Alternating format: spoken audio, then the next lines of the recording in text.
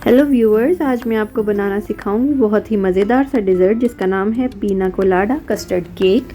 इसको खाने में आपको बहुत ही मज़ा आएगा और बनाना है बहुत ही आसान। स्टार्ट करते हैं रेसिपी को। सबसे पहले एक बाउल में मैंने रूम टेम्परेचर पर रखे हुए 3 अंडे ले लिए हैं और उनको बीट करूँगी इतना ज़्यादा कि वो फ्लफ़ी हो जाए और बिल्कुल स्मूथ सा टेक्सचर बन जाए। मैं इसमें चीनी शामिल कर रही हूँ। टोटल 6 टेबलस्पून इसमें चीनी जाएगी, जिसको मैं 2-2 टेबलस्पून करके ऐड करूँगी और साथ ही साथ इसको विस्क करती जाऊँगी। ये देखें, कंटिन्यूस बीट करने के बाद अब मैं इसमें डाल रही हूँ कोकोनट एसेंस। अब मैं इसमें शामिल करूँगी बेकिंग पाउडर।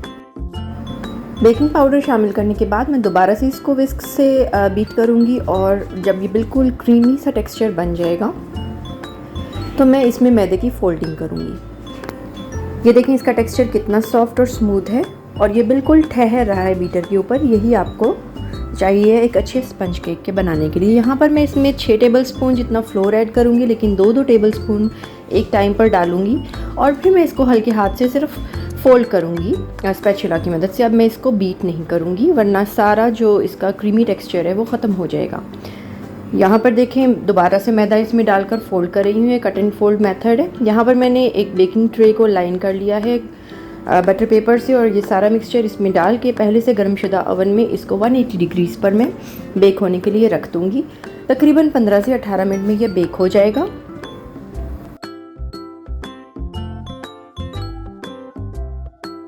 पंद्रह मिनट के बाद मेरा स्पंज केक रोल रेडी है और अब मैं इसको ठंडा करूँगी। लेकिन ठंडा करने से पहले मुझे एक काम करना है कि बेकिंग पाउडर पर मैं थोड़ी सी आइसिंग शुगर स्प्रिंकल कर रही हूँ और इस केक को मैं जल्दी से उसके ऊपर उतार कर और फिर टाइटली फोल्ड कर दूँगी और इसी फोल्ड हालत में मैं इसको ठंडा करने के लिए आधे घंटे के लिए छोड़ दूँगी।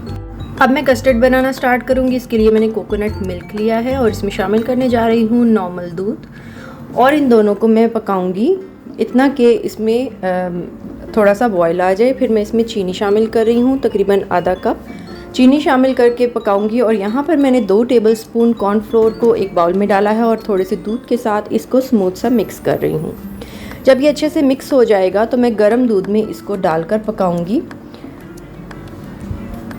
ये देखें, कॉर्नफ्लोर का मिक्सचर दूध में शामिल करने जा रही हूँ और विस्क से इसको मिक्स करूँगी। ये नॉर्मल कस्टर्ड नहीं है जो कस्टर्ड पाउडर से बनता है, ये कॉर्नफ्लोर का कस्टर्ड है। ये देखें इसका टेक्सचर और इसकी थिकनेस। यहाँ पर मैं इसमें coconut cream half cup add कर रही हूँ। अगर कोकोनट क्रीम नहीं है तो नॉर्मल क्रीम भी डाल सकते हैं।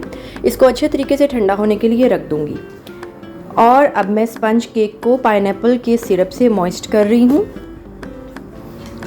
ये देखें, अच्छे तरीके से मॉइस्ट करने के बाद पहले से व्हिप्ड क्रीम जिसको मैंने फेंट के रखा हुआ था आइसिंग शुगर के साथ, वो मैं इसके ऊपर फैला रही हूँ। अब पाइनएप्पल के चंक्स इस पर डाल रही हूँ। इसके बाद मैं इसको दोबारा उसी तरीके से फोल्ड कर दूंगी जैसे मैंने पहले रोल किया था। क्योंकि ये रोल थोड़ा सा लंबा है तो मैं इसको 2 हिस्सों में काट लूँगी। अगर आप चाहें तो एज इट इज़ भी इसको कस्टर्ड के साथ सर्व कर सकते हैं। यहाँ पर मैंने इसको 2 हिस्सों में काट कर एक सर्विंग डिश में रख दिया है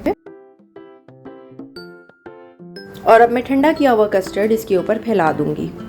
ये देखें, पूरा कस्टर्ड इसके ऊपर चला गया। बहुत ही मज़ेदार सा ये डिज़र्ट बनता है। इसको आप व्हिप क्रीम से डेकोरेट कर सकते हैं इसके ऊपर पाइप करके।